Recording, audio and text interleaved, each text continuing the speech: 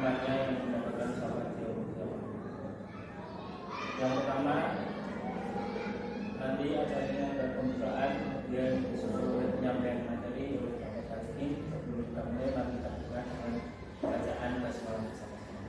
Bismillahirrahmanirrahim. Yang kedua yaitu pemaparan materi diseminasi modul 1.4 aksi nyata di SD 2 Masjid Balong oleh Bapak Nurfalikin selaku CDP Angkatan 9 waktu dan tempat kami persilakan.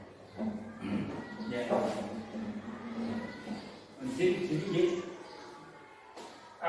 Assalamualaikum warahmatullahi wabarakatuh. Waalaikumsalam warahmatullahi wabarakatuh. Yang terhormat pada Ikhwani sekalian selaku Kepala SDN 2 Balong, kemudian yang saya hormati Bapak Ibu Guru staf karyawan SDN 2 Balong. Yang pertama adalah selalu kita panjatkan kepada Gusti Allah Subhanahu wa taala yang telah melimpahkan segala rahmat Allah sekaliannya. Pada siang hari ini kita dapat berkumpul untuk acara diseminasi atau penugasan dari modul 1.4 budaya positif. Kemudian selawat salam adalah selalu kita aturkan kesenangan Nabi Agung Nabi Muhammad SAW yang dimana kita semuanya tunggu syafaatnya. Semoga kita mendapatkan syafaatnya kelak yang lahir. Amin amin ya rabbal alamin. Langsung mohon nih, saya minta maaf meminta waktunya dari Bapak Ibu Guru sekalian bahwa di sini saya selaku CDP Angkatan 9 Kabupaten Kendal sudah sampai di modul 1.4. Kemudian yang kemarin adalah pendampingan dari modul 1.3, kemudian dilanjutkan pada modul 1.4 yaitu budaya positif, apa yang telah saya pelajari terima selama menjadi calon guru penggerak Angkatan 9 di Kabupaten Kendal ini. Maka saya akan menyampaikan yang saya dapat, kemudian yang saya terapkan di SD Negeri 2 Masjid Balong ini. Lanjut. Nah, salam dan bahagia ya. Kemudian lanjutnya. Nah, inilah apakah makna budaya positif? Kemudian apa contoh penerapan positif yang telah kita terapkan? Nah, budaya positif di sekolah yaitu nilai-nilai dan kebiasaan-kebiasaan di sekolah yang berpihak pada peserta didik agar mereka dapat berkembang menjadi pribadi yang kritis, berhormat dan bertanggung jawab.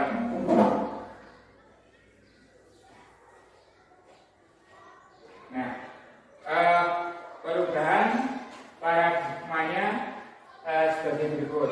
Menurut filosofi Ki Hajar Dewantara, pendidikan itu adalah yang pertama bukan tabula rasa. Kemudian bahwa semua anak itu terlahir dengan bakatnya masing-masing atau unik. Kemudian budi pekerti. Kemudian tugas guru itu menuntun bakat tersebut agar anak tumbuh dengan selamat dan bahagia. Nah, guru diibaratkan petani, anak ibarat biji jagung, kemudian kodrat alam dan kodrat zaman, seperti yang telah kita sampaikan kemarin pada saat pendampingan apa yang akan kita kemarin diskusikan visi saya dan sekolah. Kemudian yang terakhir adalah pastinya berpihak pada anak. Setiap pembelajaran berarti kita berpihak pada anak dan mengetahui kodrat alam dan kodrat zamannya. Perubahan paradigmanya adalah untuk membangun budaya yang positif, yaitu sekolah perlu menyediakan lingkungan yang positif, aman dan nyaman agar murid-murid mampu berpikir, kemudian bertindak dan mencipta dengan terbuka, mandiri dan bertanggung jawab. Kemudian lainnya disiplin dikaitkan dengan kontrol. Dalam hal ini kontrol guru dalam menghadapi murid. Nah, sebenarnya sekolah kita sudah menerapkan apa yang saya sampaikan tadi ya. Kemudian selama ini juga pembelajarannya sudah banyak berpihak kepada murid, tinggal kita tingkatkan lagi. Kemudian yang kedua adalah perubahan paradigma teori kontrol atau isu kontrol.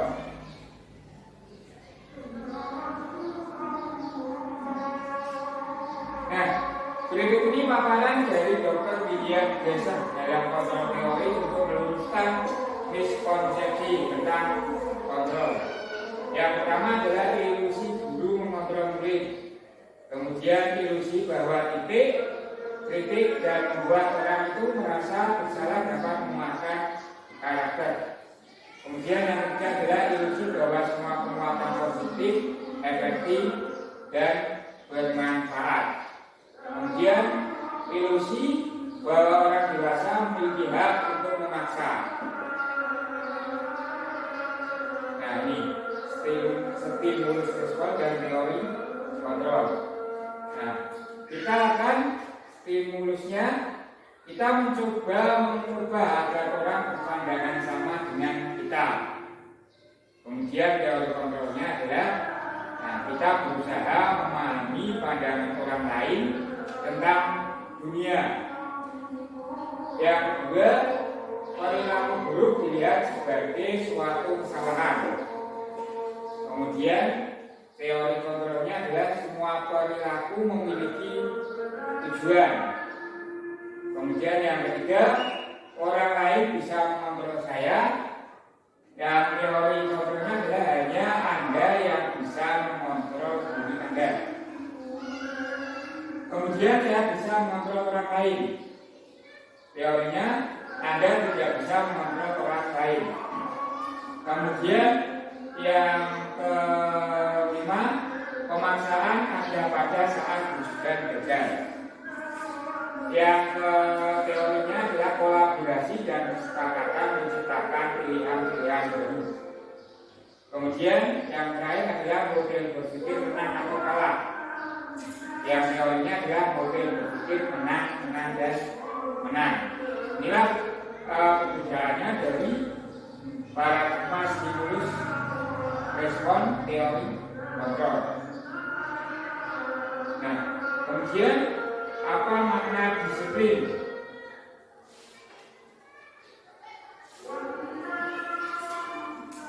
Nah, kata disiplin sering dikaitkan dengan kata tertib, kemudian teratur, dan kepatuhan pada peraturan. Kemudian kata disiplin juga sering dihubungkan dengan hukuman, padahal itu sungguh berbeda. Karena belajar dengan disiplin tidak harus memberi hukuman. Justru itu adalah salah satu alternatif terakhir. Dan kalau perlu tidak digunakan sama sekali. Berarti nanti intinya kita akan mengarah pada bukan peraturan atau hukuman, tapi mengenai keyakinan kelas, bahwa keyakinan kelas tersebut adalah yang berupa ungkapan positif, tidak menanda negatif. Kemudian Kiai Haji Warsito menyatakan bahwa untuk mencapai pendidikan atau dalam konteks pendidikan kita saat ini dan untuk menciptakan murid yang merdeka, syarat utamanya adalah harus ada disiplin yang kuat. Disiplin yang dimaksud adalah disiplin diri yang memiliki motivasi internal. Kemudian jika kita tidak memiliki motivasi internal, maka kita memerlukan pihak lain untuk mendisiplinkan kita. Berarti disiplin di sini adalah yang diawali dari guru terlebih dahulu. Berarti intinya bahwa guru tersebut tidak hanya membuat peraturan kemudian mendisiplinkan murid-murid kita, tapi kita harus mengawali dari diri kita dengan yang pertama adalah menciptakan lingkungan yang aman, nyaman, kemudian menyenangkan, sehingga para murid merasa mudah di sekolah, sehingga jika akan menerima pembelajaran akan lebih efektif untuk dimengerti. Seperti itu, berarti mana disiplin di sini adalah disiplin diri atau dimulai dari kita lebih dahulu. Lanjut. Kemudian teori motivasi perilaku manusia. Nah, ini yang pertama adalah untuk menghindari ketidaknyamanan atau hubungan motivasi eksternal. Berarti misalnya anak diberi peraturan-peraturan yang sifatnya adalah mengekang atau yang harus dilakukan seperti ini. Ternyata selama ini pemikiran saya pribadi juga ternyata belum, bahwa kita hanya memberikan peraturan atau larangan kepada murid-murid kita. Ternyata hal seperti itu menurut teori perilaku manusia adalah kurang baik. Berarti seharusnya kita memberikan contoh terlebih dahulu, kemudian memberikan motivasi-motivasi apa yang bernada positif, tapi tidak bernada negatif. Kemudian yang kedua adalah untuk mendapatkan imbalan dari orang lain atau institusi motivasi internal. Nah, jangan kita beranggapan bahwa kita melakukan sesuatu itu akan mendapatkan imbalan dari orang lain. Tujuannya berarti nanti kita tidak tulus dalam hal melakukan pendidikan di sekolah. Berarti kita tetap memotivasi bahwa apa yang kita lakukan adalah karena dari diri kita, tidak kita meminta imbalan dari orang lain atau institusi. Tapi kalau kemungkinan dan kewajiban yang berupa materi ya kita tetap perjuangkan. Tapi kalau harus itu berarti tetap kita harus jangan sekali-kali mengharapkan imbalan, tapi kita harus motivasi diri kita sendiri. Kemudian yang ketiga adalah untuk menghargai diri sendiri menjadi insan sesuai harapan kita. Ini tidak lagi dari yang kedua, harus dimulai dari harapan kita. Kemudian lanjut motivasi. Nah, ini untuk dapat menerapkan budaya yang positif, diantaranya adalah yang pertama tetap harus budayanya positif, kemudian lingkungannya positif, kemudian keyakinan kelas atau peraturan kelas. Peraturan juga ada, tapi nanti sifatnya adalah yang di sekolah, tapi tidak di kelas, karena yang peraturan sekolah kemudian peraturan kelas biasanya ada, tapi yang peraturan kelas nanti kita akan ubah menjadi keyakinan di kelas. Lanjut. Ini bagiannya. Nah,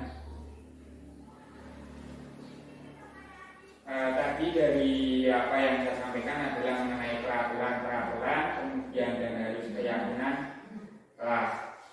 Mengapa tidak peraturan saja? Mengapa harus keyakinan kelas? Ini contoh-contoh yang telah kita alami beberapa waktu di saat masa pandemi juga diantaranya. Mengapa kita memiliki peraturan harus menggunakan helm bila mengendarai kendaraan roda 2? Kemudian mengapa kita harus memiliki peraturan 3M, menggunakan masker, mencuci tangan dan menjaga jarak 1,5 meter contohnya. Kemudian mengapa kita memiliki peraturan harus datang tepat waktu pada saat mengikuti pelatihan. Nah, untuk mendukung motivasi intrinsik kembali ke nilai-nilai atau keyakinan-keyakinan lebih menggerakkan seseorang dibandingkan mengikuti rangkaian peraturan-peraturan. Kalau kita atau anak kita sendiri, kalau diatur-atur, tetapi kesannya kita itu berarti melaksanakannya dengan penuh kepaksaan atau terpaksa. Tetapi kalau nilai-nilai yang ditanamkan adalah keyakinan dari diri kita, berarti kan kita melaksanakan dengan ikhlas, dengan tulus, dengan kesadaran dari diri kita. Tidak kita terpaksa melakukan, misalnya harus menggunakan masker, tapi keyakinan kita bahwa kalau tidak menggunakan masker, berarti kalau dulu kita bisa saja terkena COVID. Kemudian jika tidak menggunakan helm, berarti kalau yang kita bersertifikat, berarti kalau tidak menggunakan helm nanti jatuh tentu lebih berbahaya. Tapi kalau peraturan kan wajib menggunakan helm, tapi itu biasanya adalah memaksa. Tapi kalau kita yang timbul dari diri keyakinan kita bahwa dengan menggunakan helm itu akan berdampak dengan diri kita, berarti untuk keselamatan kita. Lanjut. Nah, sekarang akan tepatnya tiba di keyakinan kelas. Keyakinan kelas itu apa? Nah, keyakinan kelas itu adalah nilai-nilai kebajikan atau prinsip-prinsip universal yang disepakati bersama secara universal lepas dari latar belakang suku, negara, bahasa maupun agama. Berarti nanti itu awalnya itu adalah kita membuat biasanya kan ada peraturan. Kemudian peraturan itu biasanya contohnya itu dengan menggunakan kata tidak, kemudian jangan. Nah, seperti itu. Misalnya tidak boleh terlambat dalam sekolah kan tidak boleh membuang sampah sembarangan. Kemudian tidak boleh makan di dalam kelas. Sehingga kalau kita akan membuat keyakinan itu tahapnya itu ada beberapa. Kemudian sehingga akan mendapatkan nanti keyakinan-keyakinan yang harus disepakati oleh antara murid dan guru. Berarti tidak guru itu membuat misalnya tidak datang terlambat, tidak makan di sekolah. Tetapi kita sepakati bahwa kata-kata tidak, jangan itu kita hilangkan, tetapi menjadi hal-hal yang bernada positif. Misalnya tidak boleh membuang sampah sembarangan. Jadi kalau seperti itu lingkungannya atau di dalam kita ubah menjadi misalnya tempat sampah selalu ada di lingkungan kita, sehingga apa yang di jalan jajan itu bisa dibuang di tempat sampah. Atau di kata lain misalnya tidak, jangan atau tidak boleh makan pada saat jam belajar pelajaran.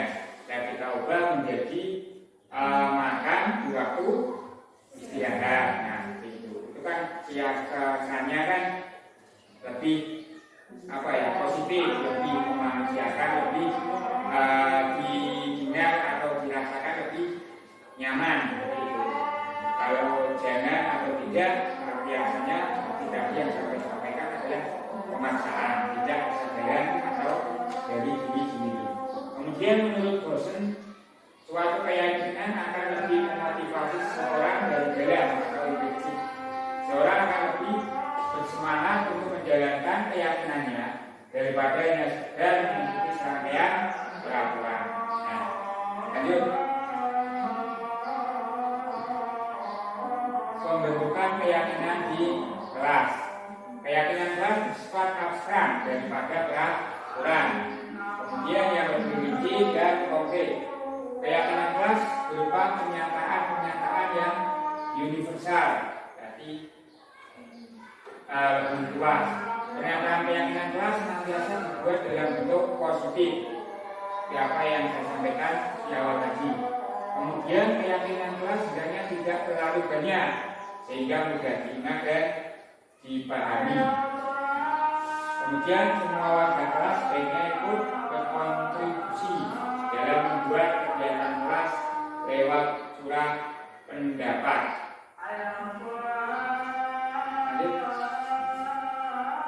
Nah, ini di antara peraturan dan keyakinan kelas atau nilai kebajikan yang akan dituju. Selalu kembalikan ke buku ke tempatnya. Berarti keyakinannya kelas adalah tanggung jawab. Kemudian dilarang mengganggu orang lain. Nah, kita ubah menjadi menghormati orang lain dan diri sendiri. Hadir di sekolah 15 menit sebelum pembelajaran dimulai atau berkomitmen. Nah, keyakinan kelas atau nilai kebajikan yang dituju adalah menghormati orang lain, komitmen pada tujuan. Kemudian dilarang melakukan kekerasan, keselamatan, menghormati orang lain. Kemudian dilarang menggunakan narkoba. Berarti kaitannya keyakinannya adalah kesehatan.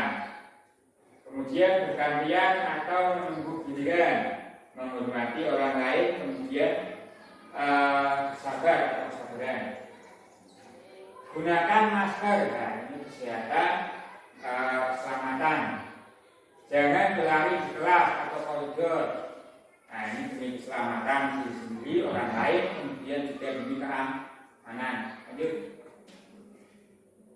Nah, ini contoh penerapan membuat keyakinan di kelas. Berarti siswa tetap boleh diajak berdiskusi untuk mendapatkan keyakinan-keyakinan kelas yang kemarin-kemarin itu menggunakan kata larangan, kita ubah menjadi nada yang positif. Lanjut. Nah, ini penerapannya dalam hal keyakinan kelas. Lanjut.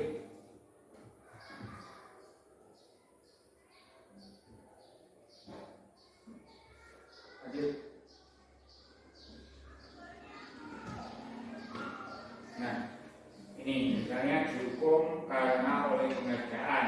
Nah, ada beberapa hal, yaitu pengaruh jangka pendek dan jangka panjang. Kemudian penghargaan menghukum, kemudian penghargaan mengurangi ketepatan, kemudian penghargaan tidak efektif, penghargaan merusak hubungan,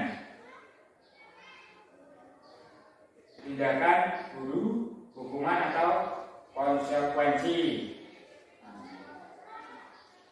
Nah, ini kira-kira tindakan guru mencatat 10-100 kali di dalam buku kalimat saya tidak akan terlambat lagi karena terlambat sekolah. Jadi disuruh menulis saya tidak akan terlambat lagi. Jadi kira-kira ini hukuman atau konsekuensi? Apa kan? Konsekuensi. Kemudian lari mengelilingi lapangan basket atau keliling lapangan sepak bola 2 kali karena terlambat dari sekolah. Hukuman atau konsekuensi?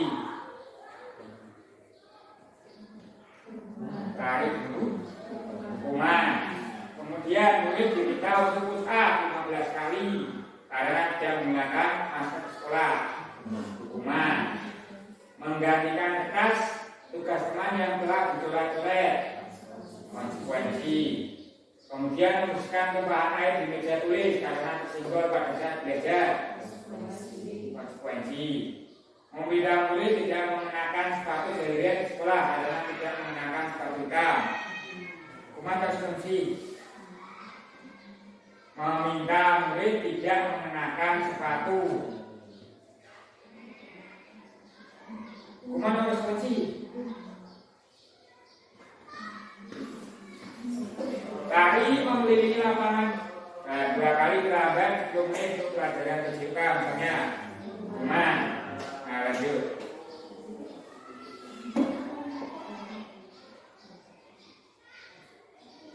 Nah, berarti mencatat 100 kali di dalam buku kalimat saya tidak akan terlambat sampai 10 kali berarti hukuman. Kemudian lari mengelilingi lapangan basket. Hukuman. Murid diminta untuk push up 15 kali. Hukuman. Kemudian menggantikan kertas. Konsekuensi. Membersihkan tumpahan air. Konsekuensi. Meminta murid tidak. Hukuman. Kemudian lari mengelilingi. Konsekuensi.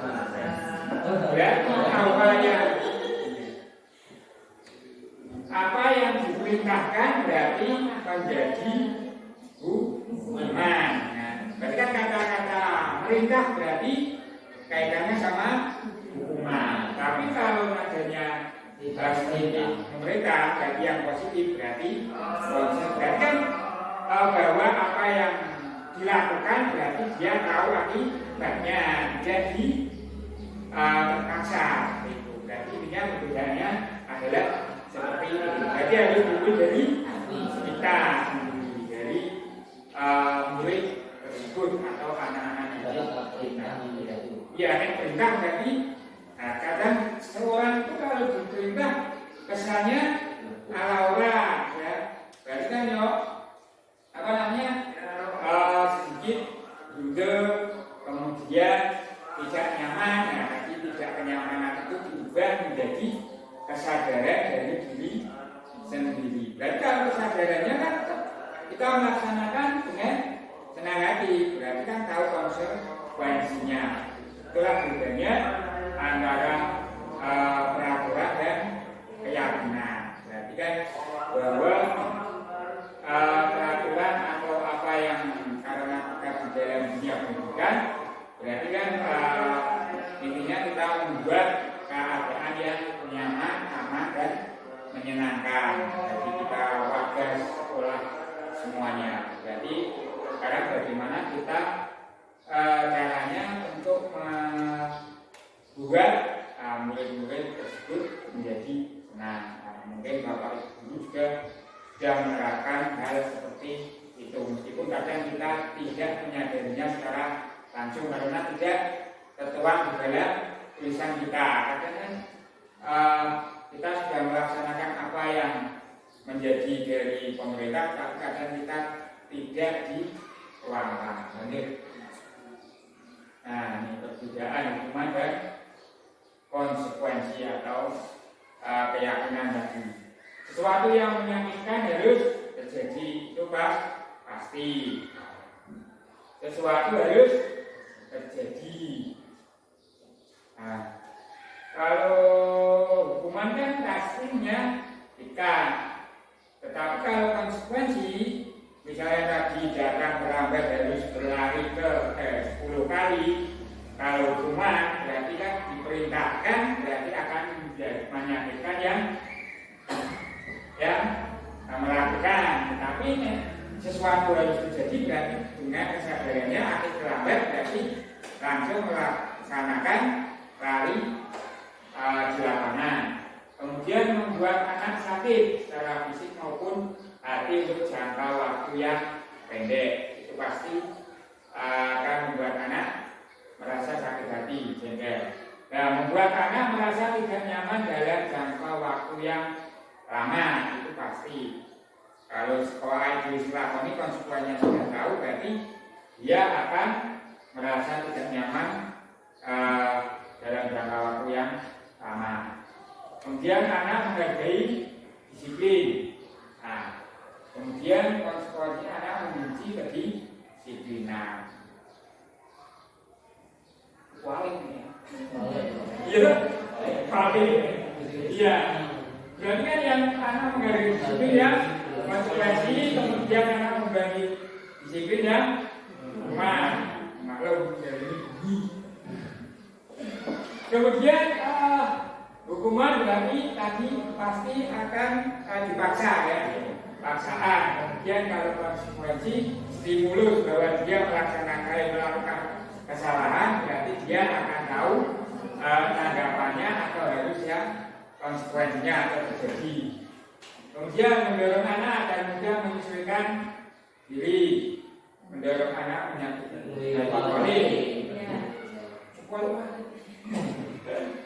kemudian konsep diri yang buruk, kemudian konsekuensi konsep diri yang baik.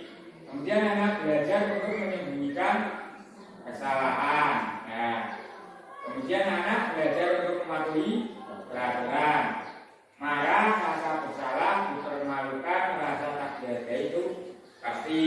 Tetapi kalau konsekuensi kehilangan hak, dibuat tidak nyaman, dianggap sementara, dibuat tidak nyaman karena apa yang telah dilakukan. Tahu konsekuensinya dengan kesadaran. Lanjut.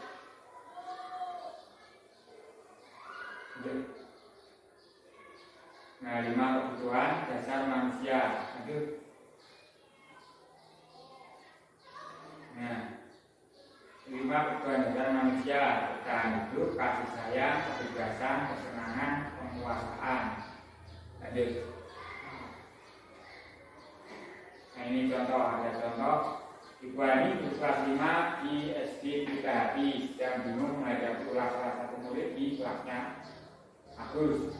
Beberapa anak telah datang dan mengeluhkan bahwa Agus seringkali meminta bekal makan siang mereka dengan paksa. Jika Anda menghadapi sesuatu seperti Ibu Ani, apa yang akan Anda lakukan? Menurut Anda kira-kira apa alasan Agus melakukan hal tersebut? Coba Bapak Ibu cermati, nanti kira-kira apa yang dilakukan Ibu Ani kalau dengan itu diumpamakan menjadi Ani. Apa yang Anda lakukan?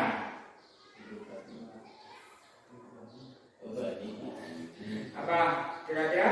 Menasihati, Menasihati. memberikan arahan bagaimana kalau anak-anak itu mau berbagi dengan temannya. Ya. Dua-duanya jadi tidak menyalahkan salah satu anak. Oh, berarti Dua-duanya diberikan pengertian. Pengertian yang berbeda. Oke. Berarti kita memberikan pengertian kepada anak-anak ya. Nah, lanjut.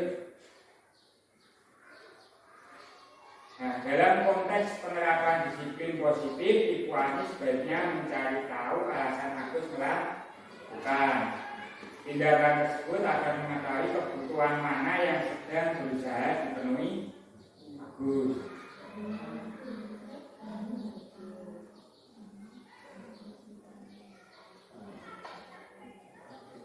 Makanya yang keyakinan kelas yang ini contoh tadi kemarin yang di modul ini itu baru menyelesaikan kasus per individu, belum merasakan kasus yang besar. Tapi yang tetap yang diarahkan itu yang melaksanakan belum sampai diklasifikasi, mungkin di modul-modul yang akan datang. Nah, apabila jawaban Agus karena ia lapar dan orang tuanya tidak membawakannya bekal makan siang, kebutuhannya adalah bertahan hidup. Berarti dia lapar itu untuk memenuhi kebutuhan hidup. Kalau makan berarti mati. Seperti itu kan, bocah langsung jawab seperti itu. Kemudian apa? Bila jawaban Agus karena ia senang temannya jadi memperhatikan, berarti mencari perhatian dari teman-temannya atau orang lain, kan biasanya ada seperti itu.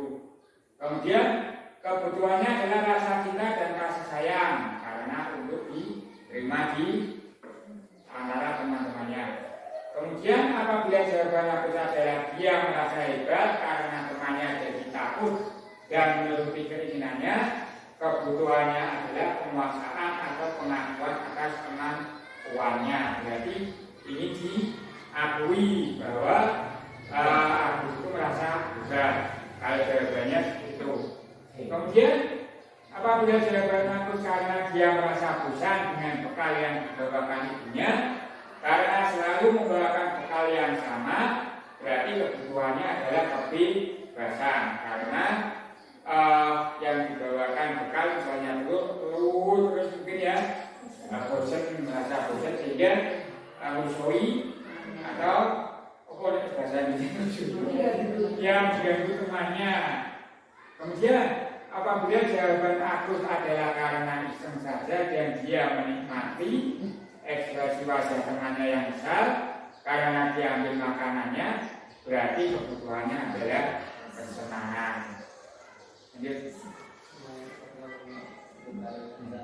Berarti kan dari tindakan Agus tersebut ada ada beberapa kemungkinan jawaban-jawaban dari Agus. Nah, di antaranya adalah kebutuhannya bertahan hidup, kemudian untuk diterima, kemudian perhatian, kemudian merasa pengakuan, kemudian kebutuhan akan ceria, kesenangan. Dan kan Mungkin saya sendiri juga selama ini tidak berpikiran sampai penanganannya pasti akan bersifat dari saya sendiri, kemungkinan tidak dari si Agus. Setelah saya mempelajari ini bahwa ternyata apa yang saya lakukan selama ini adalah keliru, berarti kurang tepat. Ternyata berarti bahwa apa yang dilakukan Agus ini bisa menjadi beberapa pertimbangannya Agus. Lanjut.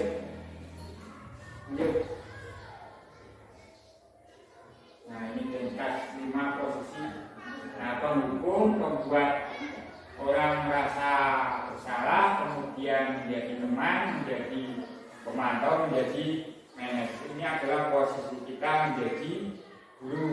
Ada kalanya menjadi penghukum, kemudian membuat orang merasa bersalah. Kadang kita tanpa sadari membuat anak-anak kita merasa bersalah. Kemudian kadang kalanya kita menjadi teman, kadang kita menjadi pemantau, kita menjadi manajer. Tapi sebenarnya selama ini saya pun memposisikan diri saya itu kebanyakan menjadi manajer. Padahal posisinya harus di antara kelima tersebut harus kita kuasai. Lanjut. Nah, sekarang apa itu restitusi atau restitusi adalah proses menciptakan kondisi bagi murid untuk memperbaiki kesalahan mereka sehingga mereka bisa kembali pada kelompok mereka dengan karakter yang lebih kuat. Seperti tadi yang kasus Agus tadi, berarti kita gali apa yang dirasakan oleh Agus. Lanjut. Nah, ini 9 ciri-ciri segitiga restitusi. Bukan untuk menebus kesalahan, namun untuk belajar dari kesalahan. Kemudian memperbaiki hubungan. Kemudian untuk ditawarkan, bukan paksaan. Kemudian istilahnya tawarkan itu, dia bisa menemukan solusinya sendiri agar tidak mengulangi kesalahan yang sama. Kemudian restitusi menuntut untuk melihat ke dalam diri. Restitusi mencari kebutuhan dasar yang mendasari tindakan. Contohnya tadi yang dialami oleh Agus. Kemudian restitusi diri adalah cara yang paling baik untuk memperbaiki diri. Kemudian restitusi fokus pada karakter, bukan tindakan. Kemudian restitusi fokus pada solusi. Kemudian restitusi mengembalikan murid yang berbuat salah pada kelompoknya. Lanjut. Nah, ini segitiga restitusi. Jadi menanyakan keyakinan kelas apa yang telah dibuat, kemudian menstabilkan identitas, berarti bahwa menerangkan bahwa manusia itu juga tidak luput dari kesalahan. Kemudian validasi tindakan untuk apa solusinya setelah melakukan kesalahan tersebut. Nah, memberikan motivasi bahwa tidak menyalahkan pada anak, bukan satu-satunya yang pernah melakukan. Kita melaksanakan, kamu sering melakukan kesalahan ini, berarti membuat down. Ya, lanjut. Nah, ini kemarin saya melaksanakan penerapan segitiga restitusi tentang salah satu anak yang terlambat. Dan pada saat terlambat tersebut jangan langsung ditanya, kamu kenapa kok terlambat, kamu kenapa datang jam segini. Ya, tetap dipersilakan dulu untuk mengikuti pelajaran. Setelah pelajaran selesai, baru anak tersebut yang melakukan kesalahan kita panggil, kita gali kenapa dia melakukan hal tersebut, sehingga dia tahu untuk karena keyakinan yang telah dibuat, sehingga dia akan mencari solusinya, alasannya apa, sehingga tidak akan mengulangi hal tersebut. Lanjut.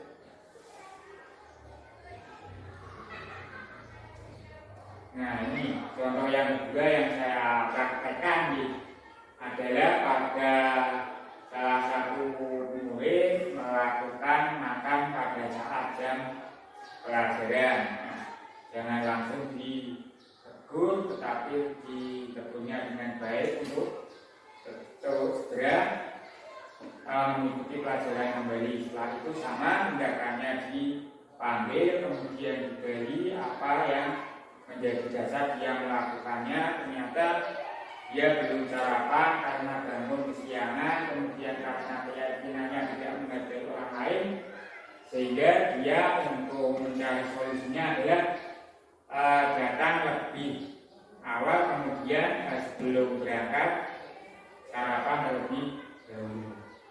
Lanjut.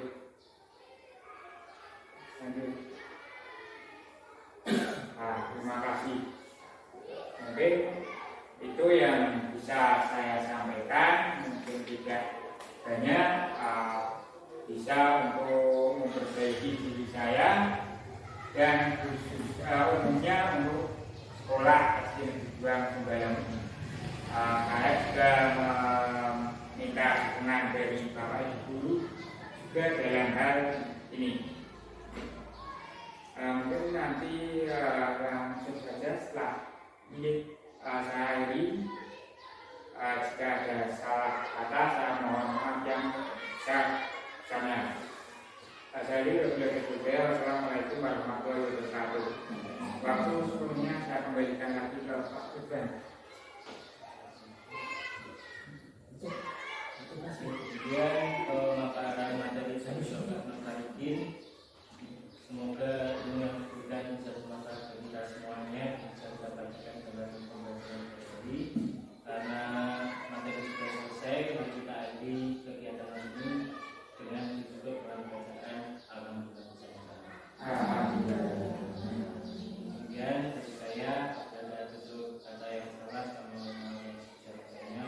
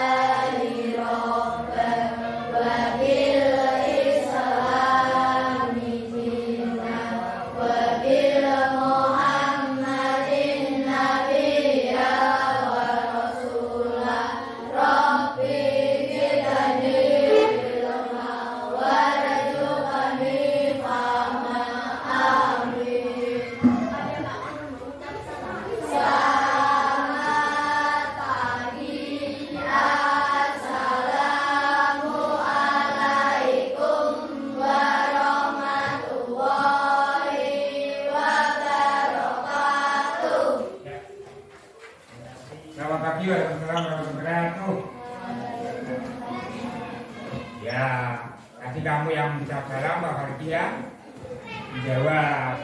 Kan? Bagaimana keadaan kalian hari ini? Baik. Sehat, alhamdulillah wah. Biasa. Ya. Sebelum ke materi yang nanti, coba sekarang kita bikin dulu badan. Ya. Kalau kemarin dulu pernah bikin untuk sikat dan maka dan sekarang tepuk 1, tepuk 2, ya, balik tepuk 1, Tepuk 1. Tepuk 2. Nah, bagus. Coba perhatikan. Nanti apa yang Pak Farikin bilang berarti yang disentuh ya. Contoh. Ini apa? Pak Farikin bilang dahi. Ada ini dahi ya. Bisa. Berarti apa yang Pak Farikin bilang? Coba perhatikan. Hijau.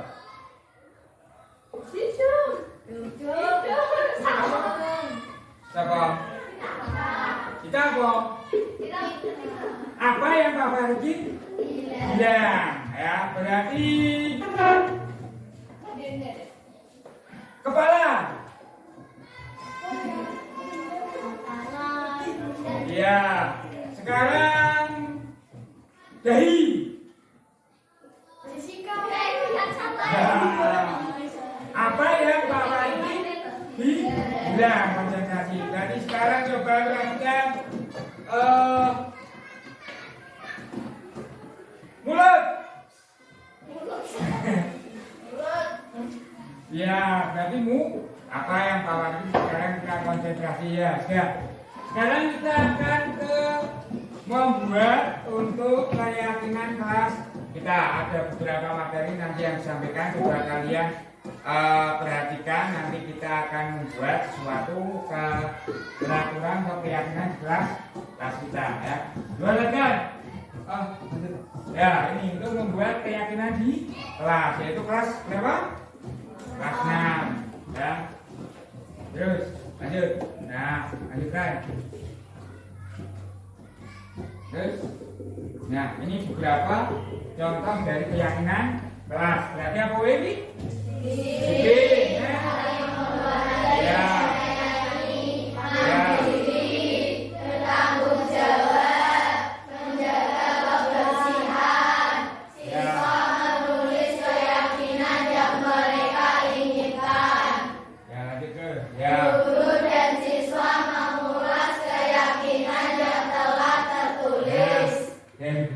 Ini berarti nanti kalian akan membuat atau menulis keyakinan yang diinginkan, kemudian nanti kita akan sepakati. Lanjut. Guru dan siswa memilih keyakinan kelas yang penting. Ya. Nah, kemudian langkah-langkah perhatikan. Yang pertama adalah mewujudkan proses pembentukan keyakinan kelas, mewujudkan budaya yang kemudian tanyakan ya pendapat, masalah dan kemudian lanjut. Nah, apa yang dimaksud dengan ya? Nah, coba Fari baca tadi. Menimbulkan kembali positif yang didasari oleh motivasi dari dalam diri.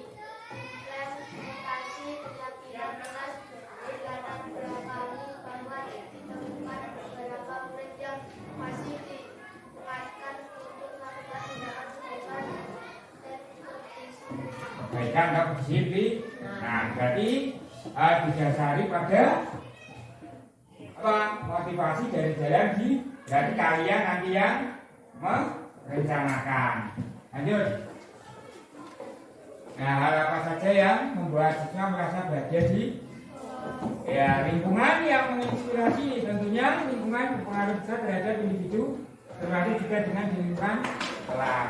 Kalau lingkunganmu bersih, rapi, kemudian tidak ada sampah berserakan, kalian di sekolah nyaman enggak? Nyaman, berarti menjaga kebersihan. Kemudian lanjut. Proses belajar yang efektif banyak. Nah, tiga. Suasana kelas yang menantang. Berarti kalian menemukan ide-ide belajar atau kalian berdiskusi atau menemukan ide dari kamu. Lanjut. Nah, bantuan belajar yang siap sih. Yang belajar kalian harus selalu siap untuk belajar. Lanjut. Nah, kenapa harus ada keyakinan kelas? Lanjutkan, baca. Kesepakatan kelas merupakan aturan atau norma yang dibuat oleh guru dan siswa bersama-sama untuk belajar yang kondusif. Kesepakatan kelas ini penting untuk diterapkan di semua sekolah. Iya, berarti kesepakatan atau aturan-aturan harus ada di setiap sekolah. Berarti di kelas kita juga ada ya. Jadi nanti apa yang akan kita sepakati dari kita bersama. Berarti menunjukkan musyawarah untuk menghasilkan mufakat. Ya, lanjut. Nah, langkah awal yang perlu guru. Ya, lanjut. Ya, terus lanjut. Mensosialisasikan kepada kesepakatan kelas kita. Nah, nanti contohnya apa? Misalnya mau ke belakang harus izin orang lonong baik. Berarti itu nanti kata-katanya apa? Kalau mau ke belakang harus minta izin. Lanjut. Nah, beda keyakinan dan kesepakatan. Lanjut. Pak, maco. Baik. Kesepakatan disusun dan dikembangkan bersama-sama antara guru dan murid.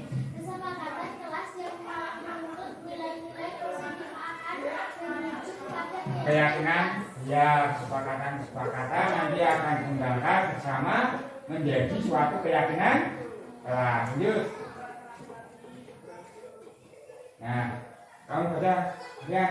kelas merupakan kesepakatan kelas yang diyakini bersama oleh guru dan murid selama proses pengembangan. Ya, lanjut.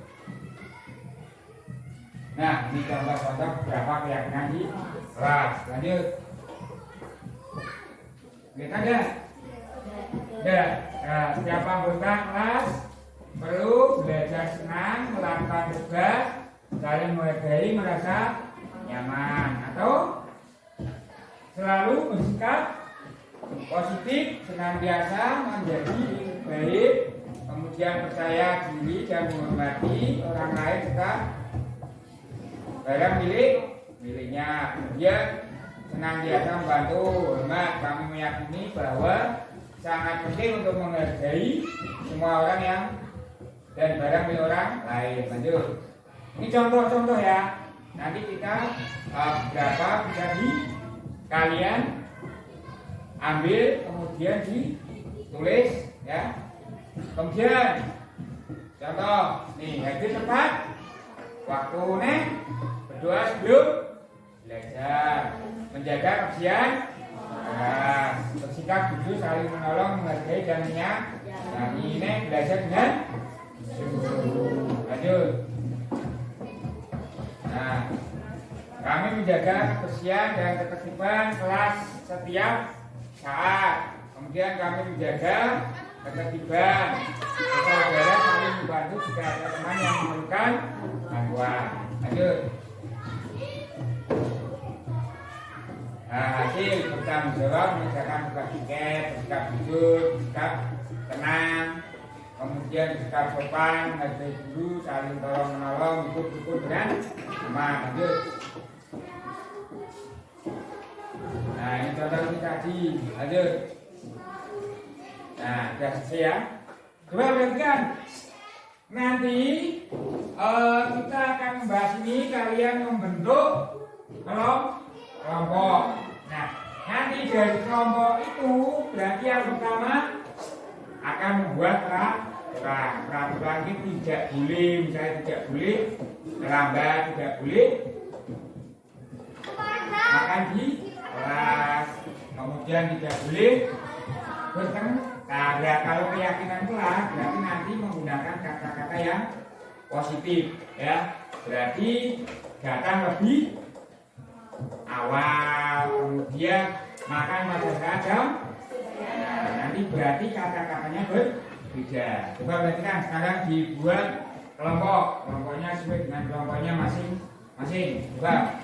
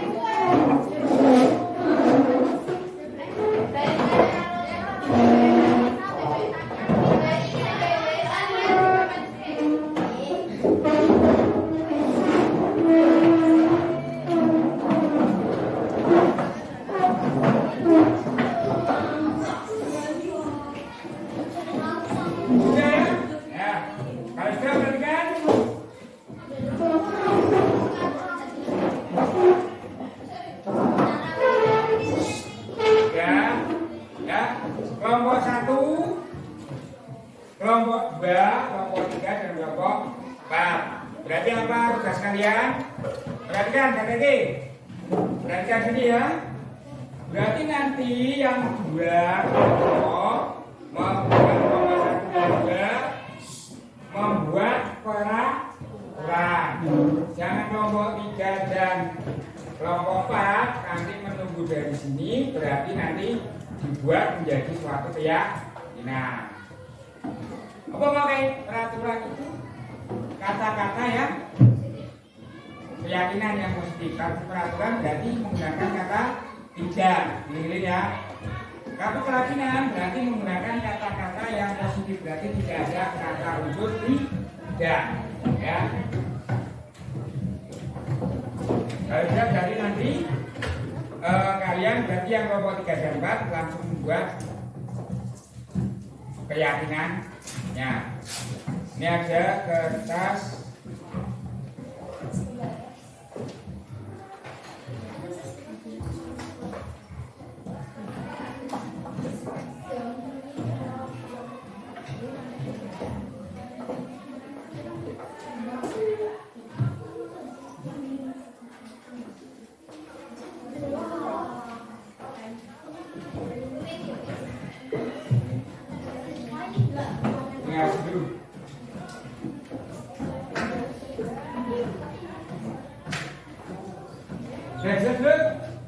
Berarti dimulai sekarang nanti yang di peraturan berarti ditempel di ini.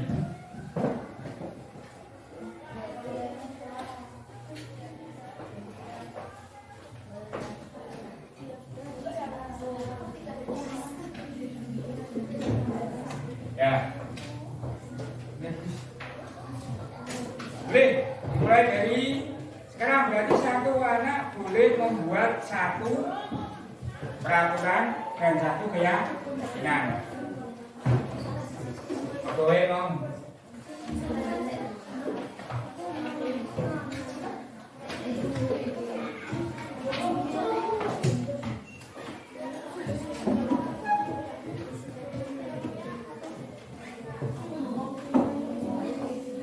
Ya, kasih singanu apa?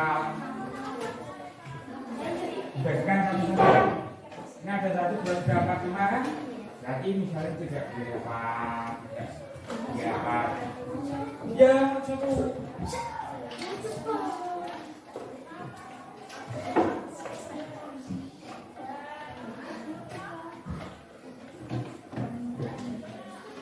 Nanti di situ kan bisa dilepas toh. Kan bisa dilepas. Boleh, boleh.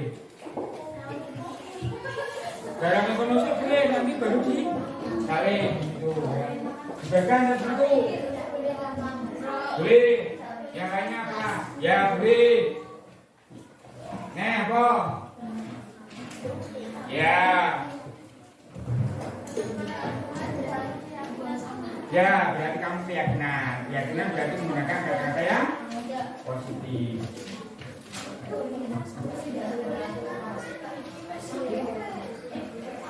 Contohnya tadi bisa dilihat di layar. Backsoundnya apa kok?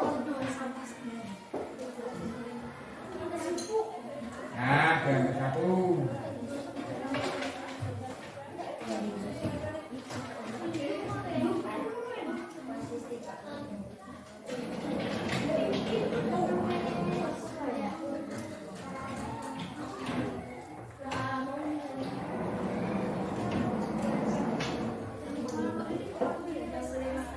Ya, yes.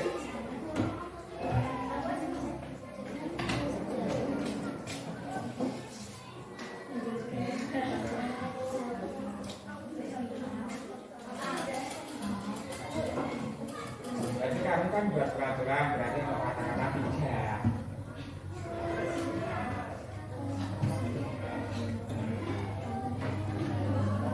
Ya sudah disalin di situ. Yang sebelah sini peraturan, nanti yang sebelah sini kayak nah.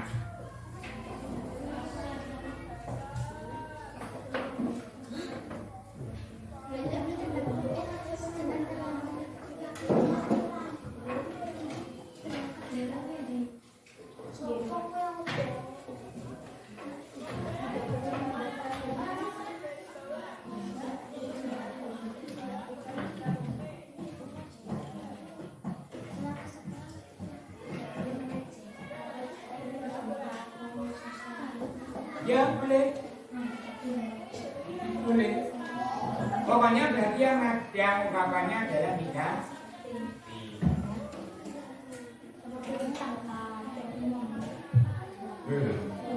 Bukan terlalu berminah ada beli jangan begitu.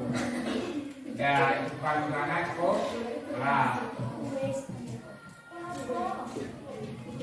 Udah.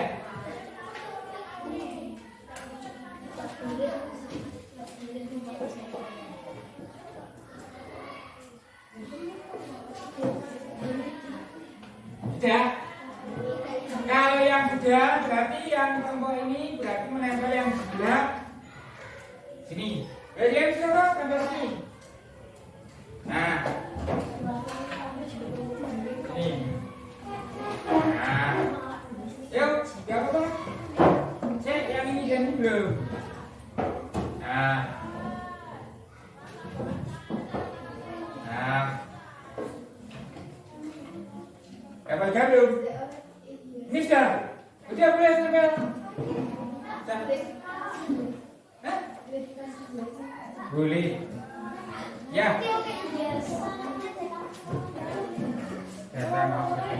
Nah, boleh. Nah, ya. Nah, nah sebenarnya gitu. Ya.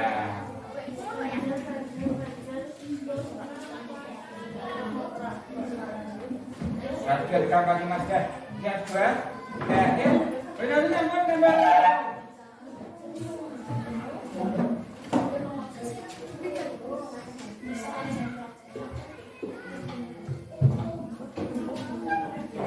Ya.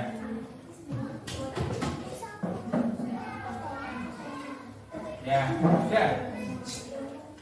Coba sekarang yang kelompok itu kalau belum dikumpulkan, tapi kamu lihat dulu ini kira-kira cocok punya kamu tidak kemudian sini mulai kelompok bakal saya dulu nih boleh bacain dulu ya kira-kira sesuai dengan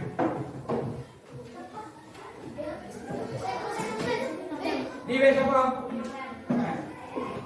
dari kemarin saya akan sesuai dengan nah ini berarti berubah menjadi kata-kata yang positif.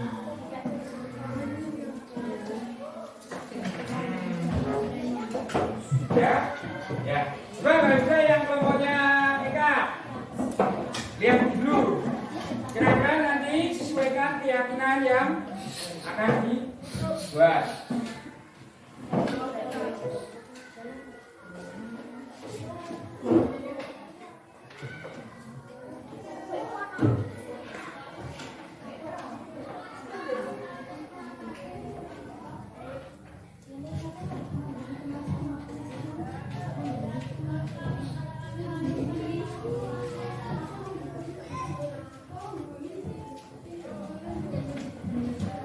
Ya, sudah.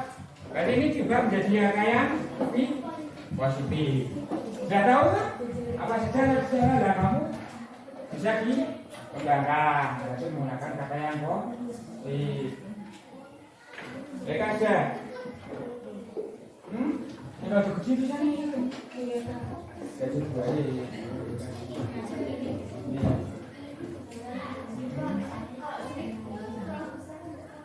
Dah.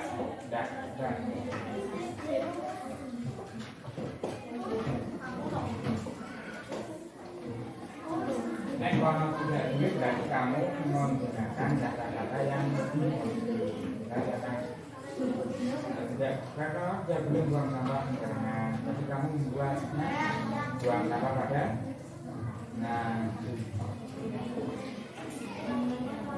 kelas harus kelihatan kelas harus selalu kelihatan di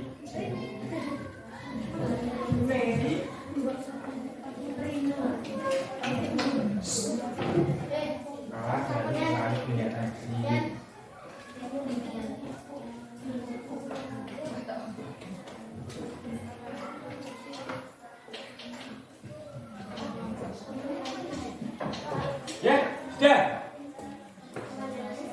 Ya, boleh. Kalau sudah, yang kelompok ini dan kelompok ini berarti adalah yang sebelah kanan. Nah. Nah. Nah, oke, apa sih? Ayo.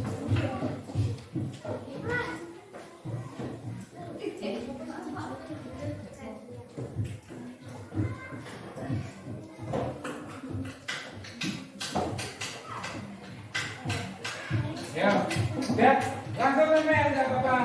Nah, ini 1, 2, 3, 4, 5 ya. Ya, salam.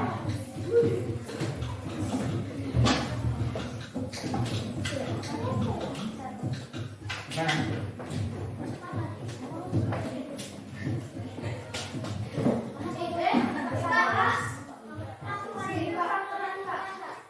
Oh, yang betul yang berarti. Nggak boleh yang di sini.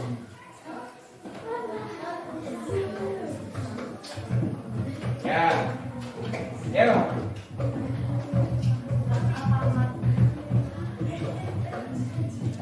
Ya, pegang. Nah, nah, ya.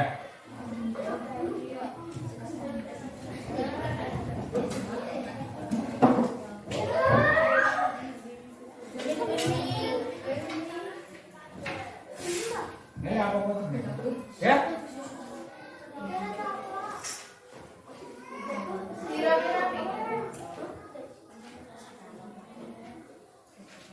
Ya, udah. Ini. Nah, ya. Terus.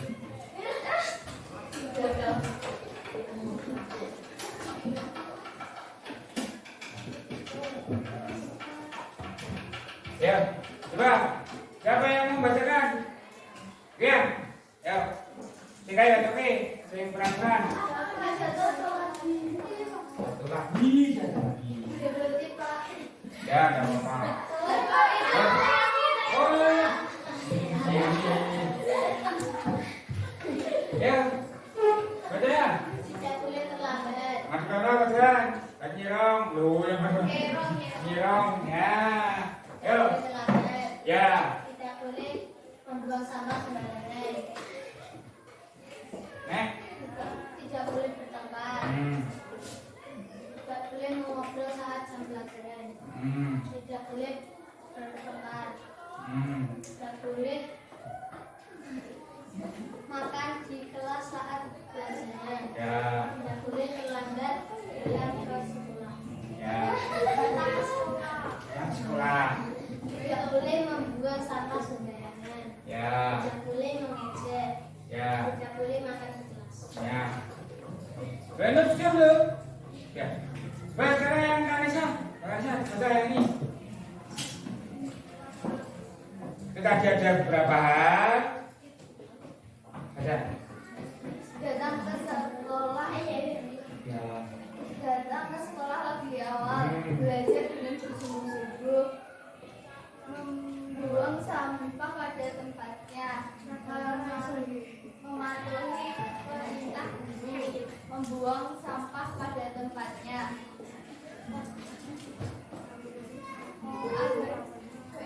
Ya, boleh ngobrol. Ini. Makan ketika waktu istirahat, menaati peraturan sekolah, kelas harus selalu bersih dan rapi. Ya. Enggak apa. Coba dengar. Dari ini datang. Ya, tidak boleh tambah ke sekolah. Ya, tidak. Ya, berarti keyakinannya datang ke sekolah lebih awal. Ya, tidak boleh makan keras. Makan? Ya. Berarti makan ketika waktu istirahat. Kemudian tidak boleh buang sampah sembarangan. Ya. Kemudian buang sampah pada. Ya. Kemudian tidak boleh kelas kotor, misalnya ya. Kemudian kelas harus selalu dipijam rapi. Ada berapa lagi? 1, 2, 3, 4. Berarti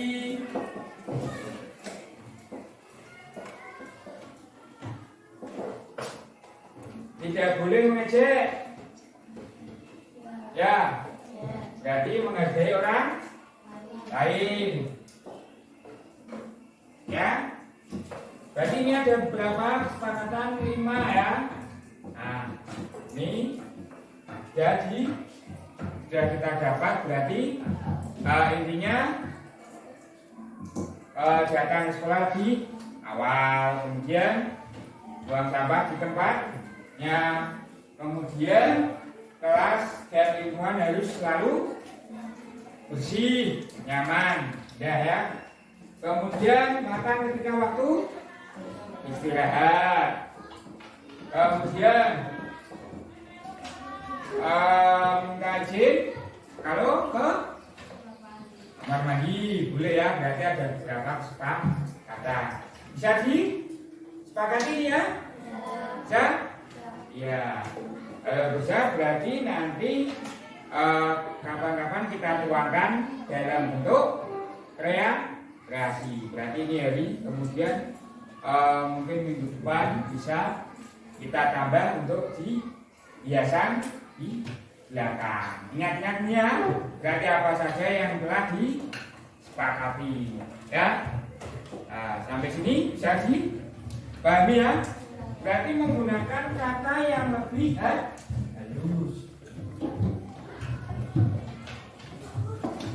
Ya. Kemudian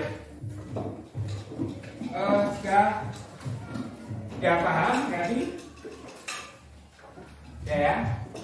Nah, karena ini jam sudah waktunya untuk istirahat, berarti kalian boleh untuk istirahat ya.